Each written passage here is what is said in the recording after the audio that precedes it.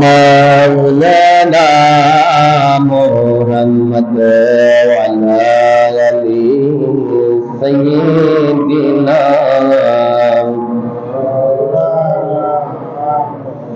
উম্মত মুক্তাতে নূরের জ্যোতি মানব কুলে জনমনি ওই মুক্তার মতে জ্যোতি চিনতে পারল না। আল্লাহুম্মা সাল্লি আলা সাইয়্যিদিনা মাওলানা মুহাম্মদ আলা আলি সাইয়্যিদিনা মাওলানা মুহাম্মদ নবীর আপন চাচা বিমান আবু জাহেল আর কত কিছু কাফের নবীকে চিনতে পারলো আপন চাচা হয়ে নবীজিকে চিনতে পারলো না। আল্লাহুম্মা সাল্লি আলা সাইয়্যিদিনা মাওলানা মুহাম্মদ ওয়া আলা আলি সাইয়্যিদিনা মাওলানা মুহাম্মদ। আসমান সুন্দর জমিন সুন্দর আরো সুন্দর গাছপালা তাহার চাইতে অধিক সুন্দর প্রিয় নবী মুস্তাফা। আল্লাহুম্মা সাল্লি আলা সাইয়্যিদিনা মাওলানা মুহাম্মদ আলা আলি সাইয়্যিদিনা মাওলানা মুহাম্মদ। মদিনার ধুলা ভালি সোনার চাইতে আরো দামি আর মদিনার ধুলা ভালি সোনার চেয়ে আরো দামি প্রিয় নবীর কদম পড়ে প্রিয় নবীর কদম পড়ে মুক্তার মদিনার মাটি সোনার চাইতে দামি। আল্লাহুম্মা সাল্লি আলা সাইয়্যিদিনা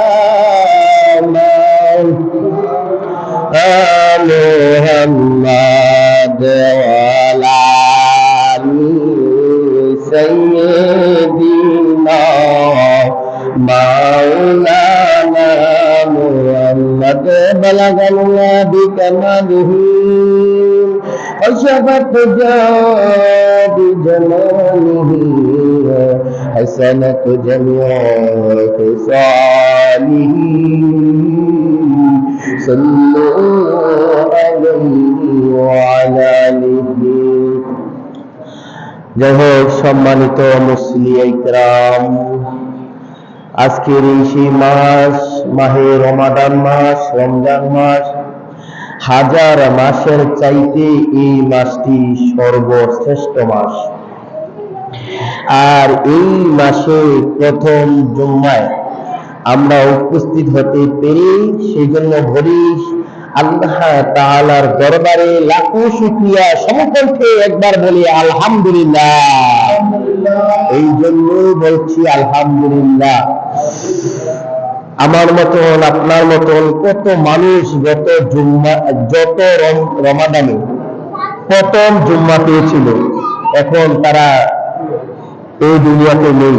হয়তোবা আমাদেরও এমনটা হতে পারে, আগামী রমজান আমরা নাও পাইতে পারি, ঠিক কিনা? এই রমজান আমাদের জন্য কারোর জন্য শেষ রমাদান হয়ে যেতে পারে। এই জন্য এই রমাদানটা আমরা বিদায় লগ্ন মনে করে আমরা এই রমজানে বেশি বেশি করে আমল করার চেষ্টা করব ইনশাআল্লাহ। প্রতিটা সময় বিশ্বনবী বলেছেন, আর তো রমজান মাস এক রমজান থেকে আরেক রমজান তো এটা বহু দূর। তোমরা এমন ভাবে চিন্তা করবা যে ডান কাটে ডান দিকে সালাম ফিরিয়েছ, ডান কাটে সালাম নাও ফিরাতে পারো, এই সময়টা তোমরা মনে করবা। কেমন কথা বলছে? ডান কাটে আপনি সালাম ফিরেছেন, ডান কাটে আপনি সালাম ফিরানোর আশাও করতে পারবেন না, এই সময় আপনাকে নিয়ে যেতে পারে। এইটা চিন্তা করে চলতে বলছে। তাহলে কি আমরা তো এক রমজান তো আরেক রমজান বহু দূরে, ঠিক না? এই জন্য মৃত্যুটা এত কাছে, দুই চোখ যতটুকু কাছে এতটা কাছে। কার কথা? বিশ্বনবী সাল্লাল্লাহু আলাইহি সাল্লামের কথা। আমরা হয়তো জানি না মৃত্যু আমাদেরকে 70 বার ডাকে বলি। মাটি আমাদের সাথে, মাটি বলতেছে, হে মানব জাতি, তুমি আমার সাথে মিশো, আমার সাথে মিশো, কিন্তু আমরা নিজেও জানি না। কথা বুঝতে পারতেছেন? আমাদের যতদিন হায়াত যেতেছে তত হালিদা আমরা আমাদেরকে কবরে ডাকতেছে, কবর ডাকতেছে, আসো। আত্মীয় স্বজন যারা মারা গেছে তারাও ডাকতেছে, আসো আমার সাথে, আমাদের সাথে মিশো। অথচ আমরা এই চিন্তাটা উদ্দেশ্য করে না, ঠিক না? বিশ্বনবী যে প্রত্যেক সময় 70 বার বা 100 বার মরার কথা চিন্তা করে, আর আমরা কয়বার চিন্তা করি? আল্লাহ রাসূল বলেছেন, মরার কথা যে বেশি বেশি চিন্তা করবে তার ঈমান বৃদ্ধি করে দিবেন, সুবহানাল্লাহ, তার দ্বারা অন্যায় কাজ কম হবে। তাহলে আমরা বেশি বেশি করে কি করব? মরার কথা চিন্তা করবো। পারবেন তো ইনশাআল্লাহ? আজকে আমার বিষয় হচ্ছে রমাদানের কিছু করণীয় মাসালা বলবো আপনাদের সম্মুখে। রমজানের ছাড়াও আরো কিছু রোজা আছে, এই রোজার প্রকার বলার চেষ্টা করবো ইনশাআল্লাহ। রোজা প্রধানত 6 প্রকার। রোজা 6 প্রকার। একটি হচ্ছে ফরজ রোজা, আরেকটি হচ্ছে ওয়াজিব রোজা, আরেকটি সুন্নাত, আরেকটি মুস্তাহাব, আরেকটি নফল, আরেকটি হারাম রোজা। কয়টা হচ্ছে কথা বলেন? রোজা কত প্রকার? 6 প্রকার। ফরজ রোজা, ওয়াজিব রোজা, সুন্নাত রোজা, মুস্তাহাব রোজা, নফল রোজা, হারাম রোজা। এমনিতে প্রধানত হচ্ছে এগুলো 6 প্রকার। এমনি প্রধানত রোজা হিসাব করলে আপনার হচ্ছে এই যে 3 প্রকার। একটা হলো ফরজ রোজা, আর একটা শুধু নফল রোজা, আর একটা শুধু হারাম রোজা। আচ্ছা, এই যে ওয়াজিব, মুস্তাহাব আর নফল, এই তিনটারে নফল রোজা বলা হয়। কথা বুঝতে পারতেছেন তো? নফল রোজা আমরা রাখি না, কথা বলেন নাই। ফরজ রোজা রাখি, নফল রোজা রাখিনি, হারাম রোজা আছে। যারা বছরে 5 দিন হারাম রোজা রাখলে এই রোজাটা হারাম হবে, আছে না নাই? 5 দিন রোজা রাখা হারাম বলছে। এই জন্য প্রধানত বললে আমরা বলতে পারি রোজার প্রকার 3টা, জানা দরকার আছে না নাই? এমনিতেই 6 ভাগে ভাগ করেছে, বললে আপনারা বুঝতে পারবেন। রমজানের রোজা ফরজ। তাহলে রোজা কত প্রকার? 6 প্রকার। এক হলো ফরজ রোজা, ওয়াজিব রোজা 2 নম্বরে, 3 নম্বরে সুন্নাত, 4 নম্বরে মুস্তাহাব, 5 নম্বরে নফল, 6 নম্বরে হচ্ছে হারাম রোজা। আচ্ছা, ফরজ রোজা কি? রমজান মাসের রোজা এক। ওয়াজিব রোজা হলো কেউ যদি নফল রোজা ভেঙে ফেলে, নফল রোজা ভেঙে ফেলে এর পরবর্তীতে রাখলে এটা ওয়াজিব হয়ে যায়। আর সুন্নত রোজা হচ্ছে ওই রোজা আশুরার 2 দিন রোজা রাখা। সুন্নত রোজা আশুরার 2 দিন রোজা রাখা, এটা সুন্নত রোজা। মুস্তাহাব রোজাটা হচ্ছে যে প্রত্যেক মাসে 3 দিন করে রোজা রাখা, এটা মুস্তাহাব। আবার সোমবার বৃহস্পতিবার রোজা রাখা কি? এটা মুস্তাহাব। প্রত্যেক জায়গায় বিজয় বলে, এটা মুস্তাহাব। আচ্ছা, নফল রোজা হচ্ছে যে বছরের যে কোনো সময় এগুলা বাদে রোজা রাখা হইলো নফল রোজা। হারাম রোজা 5 প্রকার গেল, আর 6 নম্বর হারাম রোজা বছরে 5 দিন, ঈদে আর ঈদুল আজহা 3 দিন পর, কদিন পর 3 দিন, এই 5 দিন রোজা রাখা হারাম, ঠিক কিনা? এগুলো থেকে আমরা বিরত থাকতে হবে। এখন আসি আমাদের যে ফরজ রোজাকে আবার 4 ভাগে ভাগ করেছে। একটা হচ্ছে 4 ভাগে যে ভাগ করেছে আমরা এটা আগে জেনে নেই। এই যে রমজানের রোজা রাখা ফরজ, এই হলো এক। তারপরে রমজানে যখন আমরা অসুস্থ হয়ে যাই, এটা পরবর্তীতে অন্য মাসে আমরা পালন করি কিনা, এটা অন্য মাসে কাজা পালন করা তো এটা ফরজ, এটা নকলের অন্য নয়। এটা যে আপনি রমজান মাসে ভাঙছেন অসুস্থর কারণে, সেটা কি অন্য মাসে পালন করা কি সুন্নতে পরিণত হবে না ফরজে পরিণত হবে? ফরজে পরিণত হবে, ফরজে পরিণত হবে। আপনি রমজান মাসে রাখতে পারেন নাই অসুস্থতার কারণে আর বিভিন্ন সমস্যার কারণে, সেটা অন্য মাসে রাখলেন, এটা ফরজ, এটা কাজা ফরজ।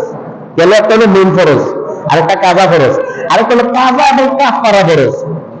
একটার পরিবর্তে 60টা রোজা রাখেন একাদশে, যদি ইচ্ছাকৃত ভাবে কেউ রমজানের রোজা বেরিয়ে ফেলেন রমজানের ভিতরে, এটা ফরজ। এই 60টা রোজা রাখা অন্য মাসে ফরজ, একটা রোজার দিনে নেই।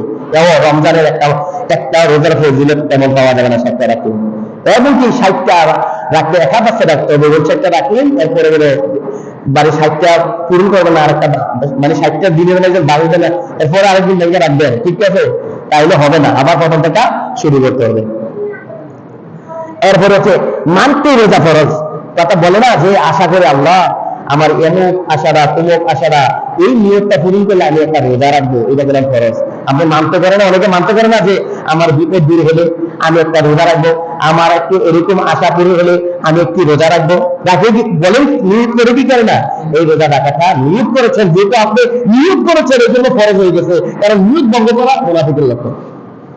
কথা বুঝুন, কথা আছে না, মুনাফিকের আলামত কথায় কথা মিথ্যা বলা, কালি কথায় মিথ্যা বলা, আমানতকে খেয়ানত করা, মুখে একটা কথা বলে অন্তর আরেকটা কথা রাখা, ঠিক কিনা?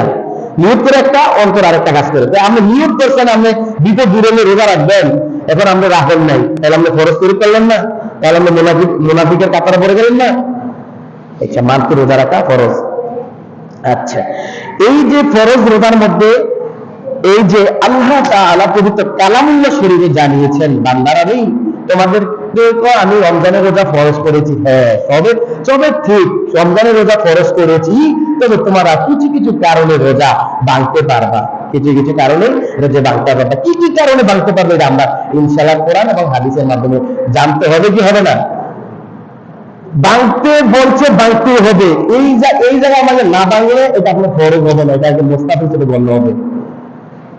যে জায়গা মধ্যে আপনি ভাঙতে, আল্লাহ চায় আমাদের জন্য সহজ, আল্লাহ আমাদের জন্য কঠিন চান না। আল্লাহ তাআলা 30টা রোজা দিয়েছেন, 30টা রোজা দিয়েছেন আইয়ামান মা'দুদাত।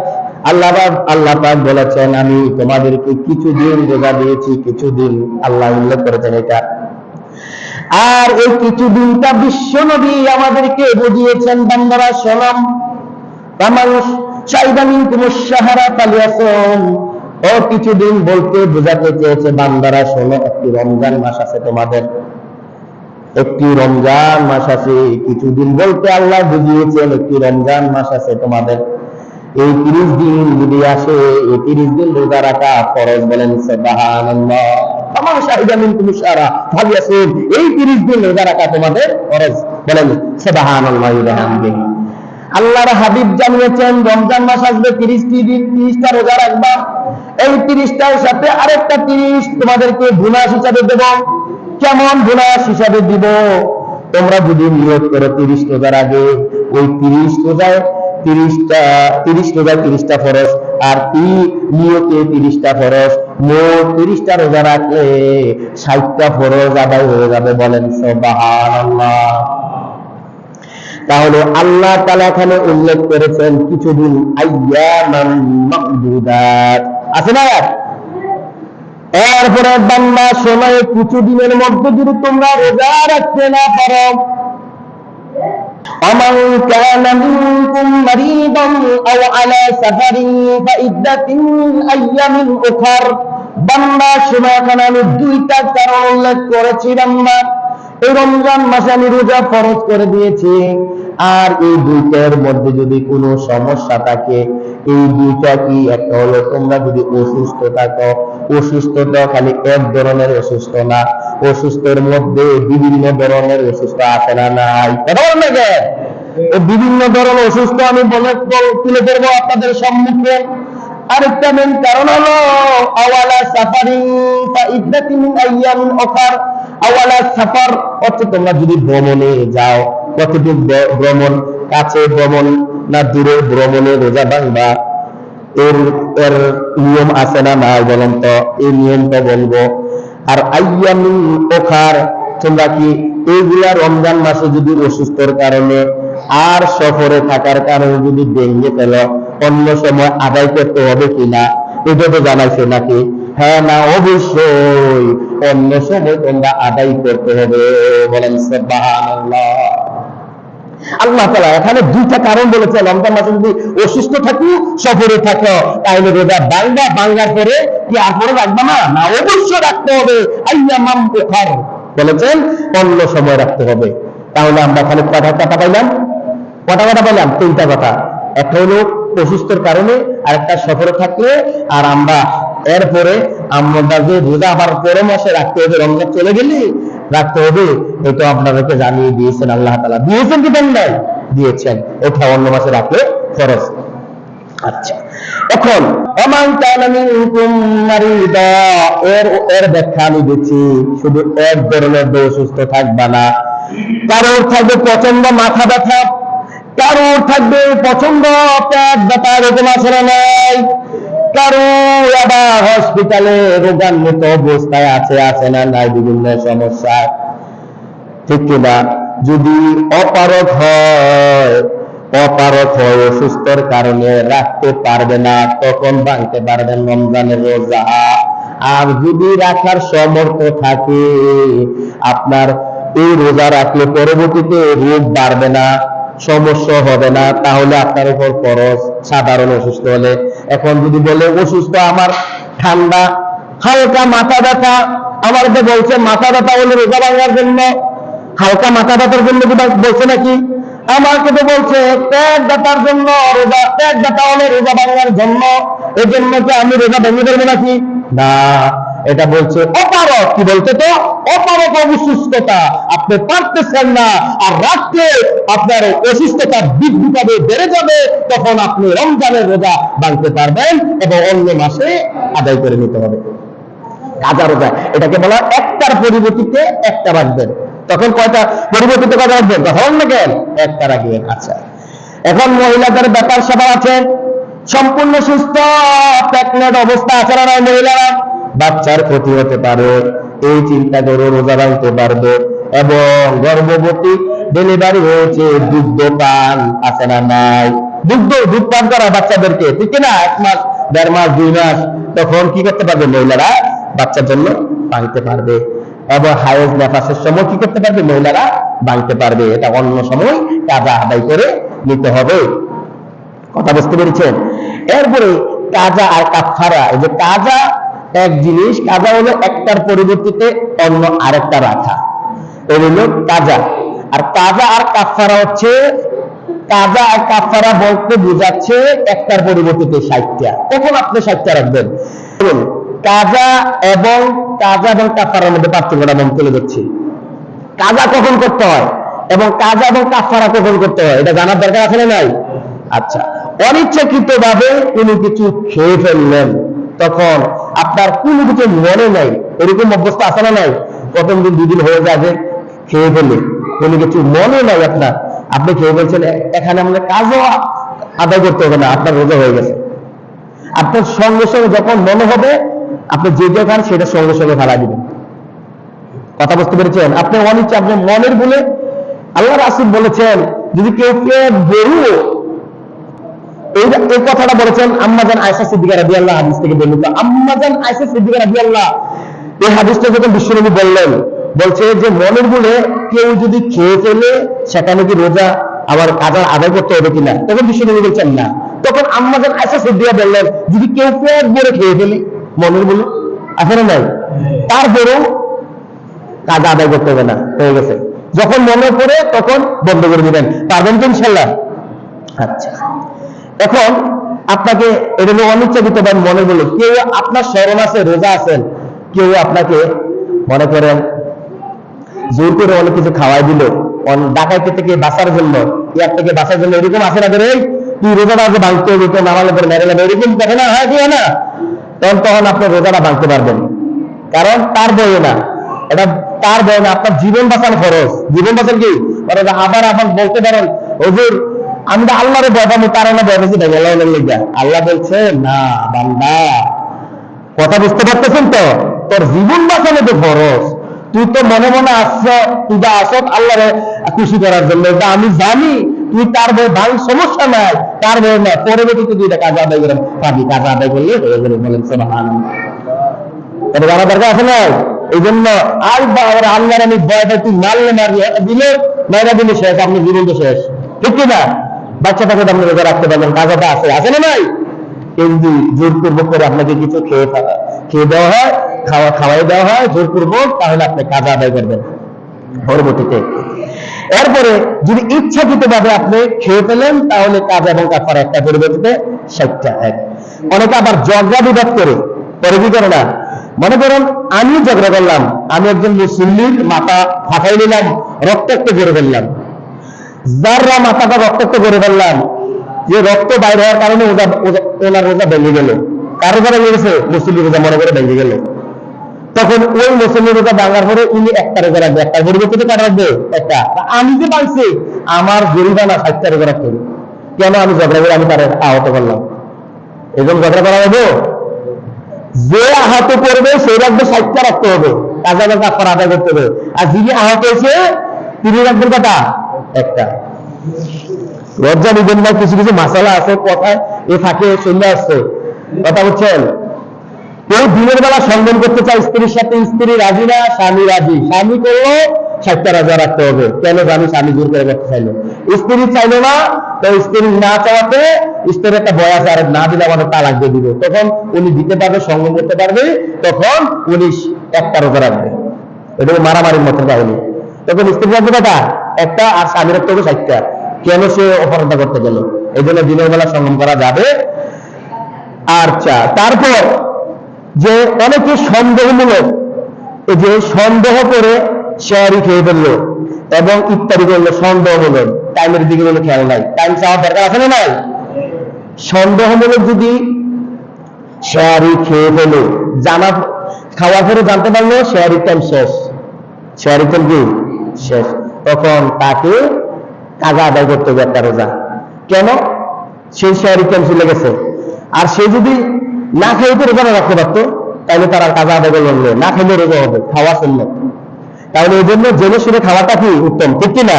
তাহলে অনিচ্ছাকৃত ভাবে শেয়ারি খাওয়া যাবে না, টাইম দিক দিয়ে নিয়ন্ত্রণ করে খেতে হবে। আচ্ছা, অনিচ্ছা সে সন্দেহমূলক ইফতারি করে ফেললো, ইফতারি করার পরে সে জানতে পারলো ইফতারির সময় হয় নাই, আপনার কাছে নতুন থাকে কি দেখো না, আনটা গরিব খেয়ে ফেললো। আচ্ছা, মনের মূলে খেয়ে ফেললে গড়ি নষ্ট, আপনি জানেন না, কোনো কিছু ঠিকানাও পাইতেছেন না। এখন না মাইক সবকিছু আছে, আর এদিকে যুগে এরকম ছিল না, আবার আমাদের আগে দাদাদের যুগে তো এরকম ছিল না, মাইক ছিল না, আপনি আনটা গরিব খাইতো। আচ্ছা, যদি গরু না থাকে, গরু যদি নষ্ট হয়, গরু নষ্ট কারণে যদি আপনি তারা জানেন না গরু নষ্ট, ঠিক না, আপনার অজানা, তখন আপনি ইত্যাদি সময় না খেয়ে ফেলছেন, রোজা হয়ে গেছে। আপনার মনে বলে এটা গরুর সমস্যা, আপনাদের ইচ্ছা করে পাইলেন না।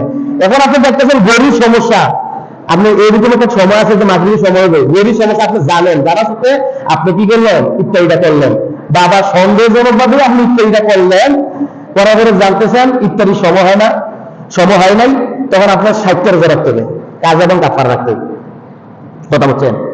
শেয়ারির সময় যদি দেরি করে খান, কাজা আদায় করতে হবে। আর ইফতারির সময় যদি আপনি জেনে শুনে খান আর আপনি আন্তাজুরুকে খান, দেন ইফতারির টাইম হয় নাই, তাহলে একটা পরিবর্তিতে 60টা রোজা। জানার দরকার আছে না? নয়, কথা বলেন না কেন? জানার দরকার এগুলো আছে, এটা আমরা জানতে হবে।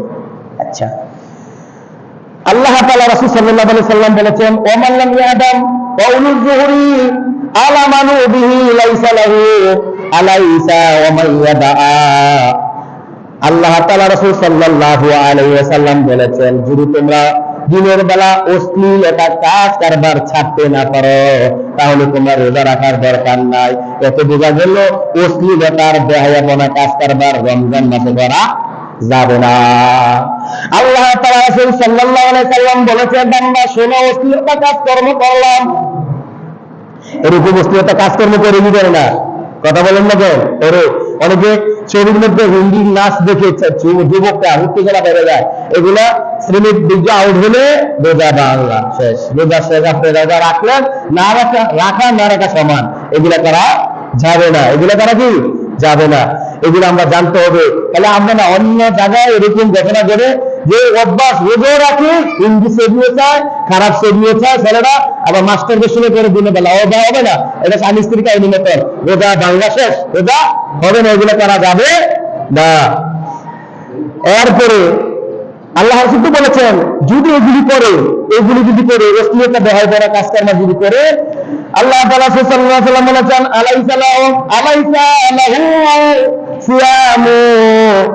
আলাইসা লাহু সিয়ামু ফালাইসা লাহু ইল্লা যহর। যারা এই কাজ কারবার করবে তারা যেন সারাদিন উপাস রয়েছে, উপাস ছাড়া গণ্য হবে না, তাদের রোজাও হবে না। কথা বুঝতে পেরেছেন?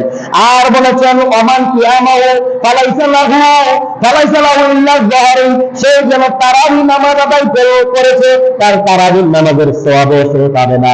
এখন কি বেহায়াপনা অশ্লীলতা কাজ কারবার কি করা যাবে নাকি? অশ্লীলতা কাজ কারবার করা যাবে না, এগুলা থেকে বিরত থাকতে হবে। আরো কিছু মশলা আছে আমরা হয়তো জানি না। আচ্ছা, অনেকে পান খাওয়ার অভ্যাস থাকে, আছে না? নয় যে 2টার দিকে উঠছে, মাশাআল্লাহ আগে করছে, খেয়ে ফেলেছে, 2:30টার দিকে বা 3টার দিকে খাওয়া ঘুম একটা দিছে, মাশাআল্লাহ একটা পান নিয়েছে, মনে একটা পান দিঘা দিয়া একটা ঘুম একটা দিছে, মাশাআল্লাহ, ঠিক কিনা? আসলে পড়বে কিন্তু ঘুম, উনি জানে না যে কখন ঘুম বা পানের সাথে ঘুম হয়ে গেছে, এরকম ঘটনা হয় না? স্মরণ করে দিচ্ছি ভাই, এগুলি আমি পড়ছি, বইয়ের মধ্যে এদিকে লেখা আসলে রে। পানি যদি ঘুরে যাওয়ার পরে শেয়ারের সময় শেয়ার, ঘুমে আর মরা মানুষ এক সমান। কথা বুঝতে পেরেছেন? আচ্ছা, আপনি পানটা নিয়ে ঘুমিয়ে যাবেন না। রমজান মাস খাবার খাইছেন, এই পানটা খাওয়ার পরেই ঘুমাবেন, এই পান নিয়ে আসে ঘুমাবেন না। আপনি ঘুমেতে বসছেন, ওটার পরে দেখেন আপনার মুখের মধ্যে পানি দিবা, আছে না? নাই? তাহলে আপনার রোজা কাজা হয়ে গেছে, আপনার রোজা ভেঙে গেছে, আপনি রোজা কি ভেঙে গেছে। আচ্ছা, অনেকের যে পানের ছোলা থাকে, দাঁতের মধ্যে সুগারির ছোলা থাকে, এই ছোলা যদি যে বোট বুঝলে মটর বাজার পরিমাণ যদি হয়, যদি গিলে ফেলেন, তাহলে রোজা ভেঙে গেছে। আর যদি ছোট একটু হালকা পাতলা থাকে, মনের বলে ভিতরে চলে গেছে, তাহলে রোজা কোনো সমস্যা হবে না। তবে নামাজের সমস্যা হবে। পান খাইয়া খুবই ভালোভাবে করতে হবে। অনেকের দেখা যাচ্ছে যে ইফতারের সময় কারণেটা হয়, ইফতারের সময় অনেকে যে বোট খাওয়া দাওয়ার পরে আসে, কিছু ফল ফেরত খায়, তারপরে দাঁতের মধ্যে ছোলা টোলা কিছু লেগে থাকে, মাশাআল্লাহ ওযু করে ভালো করে ওযু তো করছে, ঠিক আছে, ওযু করার পর আবার কিছু মুখের মধ্যে খাবার হালকা ছোলা মাখা থাকে কি দেখে না, নামাজের মধ্যে আসেন পড়তে শিরা করা বা বলতে অনেক সময় দাঁতের থেকে বের হয়ে আসে, অনেকে দিয়া ফেলে, এ তো আপনার নামাজ শেষ, নামাজে কোনো খাওয়া দাওয়া নেই। জন্য ভালো করে সতর্ক ভাবে উজুটা করে মুখের মধ্যে যা কিছু আছে ফেলে আসবেন। নামাজ আর রোজার মধ্যে কিছু আছে কি আছে না, যে খাইলে রোজার পরে খাইলে কিছু রোজা ভেঙে গেলে নামাজের ভিতরে হালকা ছোলা পরিমাণ থাকলেও নামাজ ভেঙে যাবে। আর রোজার মাঝে হালকা ছোলা পরিমাণ খাইলে রোজার কোনো সমস্যা হবে না, দানা পরিমাণ হতে হবে বলে দানা পরিমাণ, এগুলি জানার দরকার আছে না নাই? আচ্ছা, অনেকে দেখে যে যে মুখের থুতু, আরে হুজুর আমাদের মুখের আমি থুতু খেয়ে ফেলছি, আমার কি রোজা হবে না? হ্যাঁ, থুতু অনিচ্ছাকৃত ভাবে থুতু আসতে পারে, থুতু খেলে, নিজের থুতু খেলে রোজা ভাঙবে না। তবে ইচ্ছাকৃত ভাবে যদি আপনি বারবার থুতু আয়না খান, তারপরও আপনার রোজা ভাঙবে না। তবে একটা মাকরু হবে, না করাটা ভালো। না করাটা কি মানে মাকরুটা এমন ভাবে বুঝিয়েছে যে মাল সাবানা বিহীন, মাল সাবানা সারা ঘর যেরকম সুন্দর লাগে না, ঠিক তেমনি ভাবে রোজা করে সুন্দর লাগে না। আপনি একটা শোকেস কিনলে, শোকেসে লাগলেন, মাল সাবানা না রাখলে শোকেসটা সুন্দর দেওয়া যাবে না, যাবো না। আপনি ঘর কিনছেন, ঘরের মধ্যে আলমারি শোকেস সাজাইতে হবে, তাই না ঘরটা সুন্দর লাগবে, ঠিক না? তাহলে ঘর ঠিকই আছে, শোকেসে ঠিক আছে, মাল সাবানা দোকানে সুন্দর লাগবে, রোজা ঠিক আছে, রোজা হবে মাকরু হবে আর কি। বারবার থুতু ফেললেন, মাকরু হবে, সৌন্দর্যটা রোজার সৌন্দর্যটা নষ্ট হয়ে গেছে। এই জন্য ইচ্ছাকৃত ভাবে বারবার থুতু এনে খাওয়া যাবে না। অনিচ্ছাকৃত ভাবে আসলে খাইতে পারবেন, থুতু গিলে ফেললে কোনো সমস্যা নাই। এগুলো সত্য মাসালা, এগুলো অনেক হুজুরা বলে না। হ্যাঁ, এরপরে দেখুন আবার বৃষ্টির মধ্যে অনেকে কাজ কারবার করে, বৃষ্টির পানি কয়েক ফোঁটা যদি মুখের ভিতরে বাতাসের কারণে মুখের ভিতরে প্রবেশ করে ফেলে, বৃষ্টির পানি নাকে আর মুখে বা কানের মধ্যে দিয়ে যদি কয়েক ফোঁটা কি ঢুকে যায়, তাহলে রোজার কোনো সমস্যা হবে না। যদি বেশি পরিমাণ আপনি পানি খেয়ে ফেলেন, যে বৃষ্টির পানিতে মুখে পড়েছে কি পড়েছে এটা টুতুর সাথে মনে করে গিলা নিলাম, তা হবে না, রোজা ভেঙে গেছে, কিন্তু তাজা রোজা আদায় করতে হবে। কথা বুঝতে পেরেছেন? হ্যাঁ, বৃষ্টির পানি। এখন আসুন বৃষ্টি ছাড়া, এবং আবার অনেকে রোজার মধ্যে যে অনেক পরিশ্রম কাজকর্ম করার পরই দেখা যাচ্ছে যে তার গাম এতটা বেশি, গাম তার চোখে মুখে গাম করে মুখের ভিতরে যে লবণাত্মক পানি, যেটা বলা হয় গামের পানি না, লবণাত্মক, এক দুই ফোঁটা গিলে ফেলেন তাহলে রোজার সমস্যা হবে না। যদি বেশি পরিমাণ হয়ে যায় গিলে ফেলেন তাহলে রোজার সমস্যা হয়ে যাবে। জানার দরকার আছে না? নাই আছে। এরপরে মুখের মধ্যে অনেকে আঘাত পায়, হালকা রক্ত বের হলে রোজার কোনো সমস্যা হবে না, বেশি রক্ত বাইর হয়ে গেলে রোজার সমস্যা হয়ে যাবে। আসুন, এরপরে এই যে বমি করে, অনেকে ইচ্ছাকৃত ভাবে যদি আপনি বমি করে ফেলেন রোজার সমস্যা হয়ে যাবে, কাজা পরবর্তী আদায় করতে হবেই। আর যদি অনিচ্ছাকৃত ভাবে বমি চলে আসে তাহলে রোজার কোনো সমস্যা নাই। কথা বুঝতে পারতেছেন তো? এগুলো আমাদের প্রত্যেকের জানার দরকার আছে না? নাই আছে।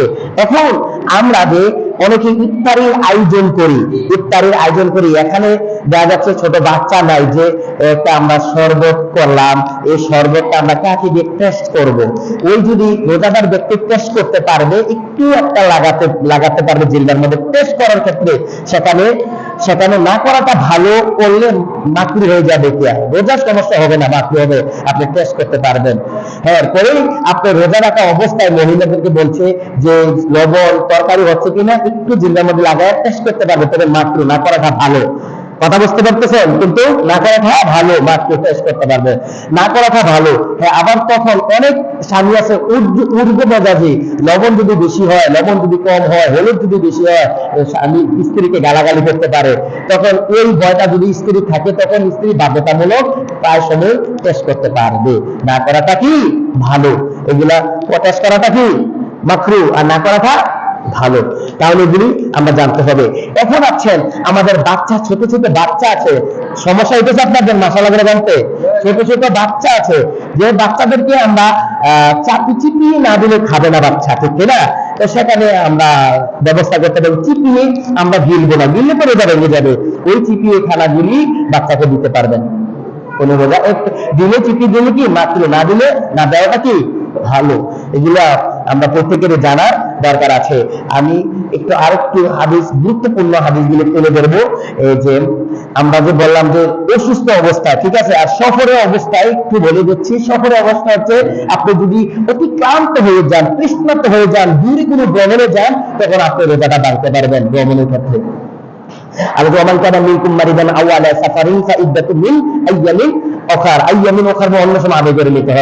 এখন আছে এই যে রোজার স্তর হচ্ছে তিনটা। রোজার স্তর কয়টা বলেন তো?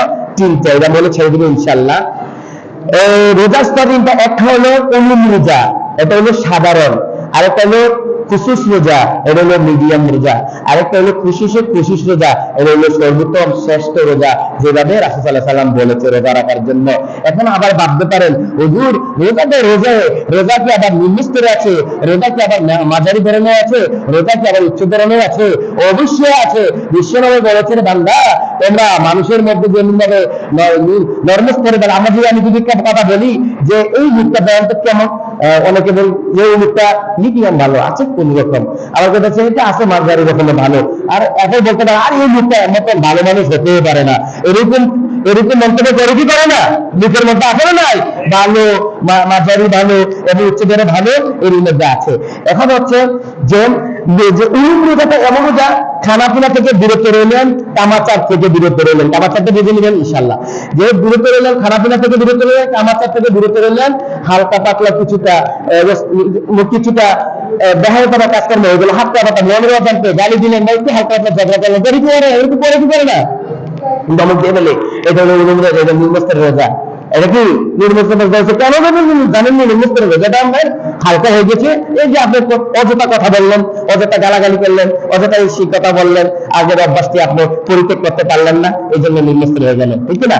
আচ্ছা, এরপরে মাঝারি ধরনের রোজাটা হচ্ছে খানাপিনা থেকে বিরত থাকবেন, কামাচার থেকে বিরত থাকবেন এবং বিভিন্ন বেহায়াপনা অশ্লীলতা কার্যকারবার থেকে বিরত থাকবেন। এটার নাম হলো খুশুস রোজা, মাঝারি ধরনের রোজা। আর খুশুস রোজা সর্বোত্তম রোজা হচ্ছে খানাপিনা থেকে বিরত থাকবেন, কামাচার থেকে বিরত থাকবেন এবং পাপাচার থেকে বিরত থাকবেন, নিজের শরীরকে অঙ্গ পতঙ্গ থেকে সব থেকে বিরত রাখার নাম হলো খুশুস রোজা, মানে সর্বশ্রেষ্ঠ রোজা, যেভাবে রাসূল সাল্লাল্লাহু আলাইহি ওয়াসাল্লাম বলেছে রোজা রাখার জন্য। রোজা রাখার জন্য আপনার যে রোজা রাখলেন, খানাপিনা থেকে বিরত থাকবেন, আপনার বেহায়াপনা কাজকারবার থেকে বিরত থাকবেন, আপনার উলঙ্গ শরীর থেকে বিরত থাকবেন, নাচ থেকে বিরত থাকবেন, এবং স্ত্রীর কাছ থেকে বিরত থাকবেন, এবং বিভিন্ন এই যে আপনার অন্যায় অত্যাচার, কাউকে মারধর থেকে বিরত থাকবেন, অন্যায় কাজকর্ম থেকে বিরত থাকার নাম, সর্বোচ্চ নাম থেকে ঝগড়া বিবাদ থেকে বিরত থাকার নাম হলো সর্বোত্তম রোজা। অনেকে রোজা রেখে ঝগড়া করে, একজনকে আরেকজনকে মারে, আবার অনেক জায়গা আছে যে গাঁজা মদ রোজার আগে খাইতো আবার রোজার পরেও খায়, এইগুলা খায় কেন? সাঁতার বান দিলে আবার খায় কেন? এর অবস্থা থাকতে পারে। এটা হলো তার মনের তার মনের অভ্যাস, তার মনের শয়তানি, তার মনের শয়তানি। এই শয়তান মান দিচ্ছে কিন্তু তার মনের শয়তানি আর মনের অভ্যাসের কারণে সে রমজান মাসে কি করে গাঁজা মদ খায়, নেশা করে এবং ঝগড়া বিবাদ করে। এমন কয়েকদিন আগে রমজানে মানুষ স্ত্রী আর স্বামী স্ত্রীকে মেরে ফেলছে, স্বামী এবং স্ত্রীকে মেরে ফেলছে রমজানের দ্বিতীয় রমজানে এক স্বামী শালীরও মারছে, স্ত্রীরও মারছে। তাইলে কি শয়তান যদি বান্ধব দিচ্ছে, ঠিক আছে, তার যে ভিতরে আবার বরং জানা গেছে সে হলো গাঁজা খোর, সে কি গাঁজা খোর, তো গাঁজাটা তারে অশ্লীলতা বলার মধ্যে নিয়ে গেছে। তো এই জন্য আমরা যে রোজার স্থলমুখী কিংবা যে আমরা খানাপিনা থেকে কামাচার থেকে বিরত না থাকার নাম, আর অন্যায় কিছু কাজকর্ম হয়ে গেলে এটা নিম্নস্তরের রোজা, এবং কামাচার থেকে বিরত থাকবেন, খানাপিনা থেকে বিরত থাকবেন, ও বেহায়াপনা কাজ কারবার থেকে বিরত থাকবেন, এটা খুশুস রোজা, মাঝারি ধরনের রোজা। আর সবকিছু থেকে বিরত থাকার নাম হলো খুশুস রোজা, হলো উত্তম রোজা। ইনশাল্লাহ আমরা থাকতে পারবো তো? ইনশাল্লাহ এগুলো আমরা রোজার মতো থাকতে হবে। আর কিছু কথা আছে, এগুলি সামনে জমাতে বলার চেষ্টা করবো। আর ইনশাল্লাহ 3টা জমা বা 2টা জমা পাই, আর 3টা জমা পাবো রমজানের ভিতরে। যতটুকু বলছি অতটুকু বলার ভিতরে সবাইকে আমল করে তাফুক দান করুক। সকলে বলে আমিন। যারা নামাজ পড়ে নেন, নামাজ পড়ে নেন।